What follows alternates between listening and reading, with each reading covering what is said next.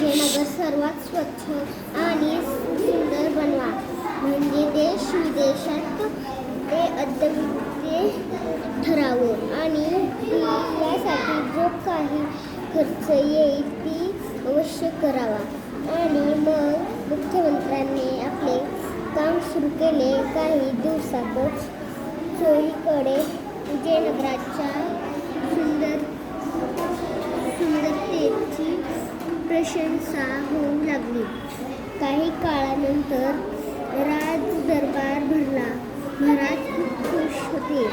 महाराज म्हणाले, मुख्यमंत्र्यांनी दिवसरात्र परिश्रम करून विजयनगराला सर्वात सुंदर नगर बनवले आहे.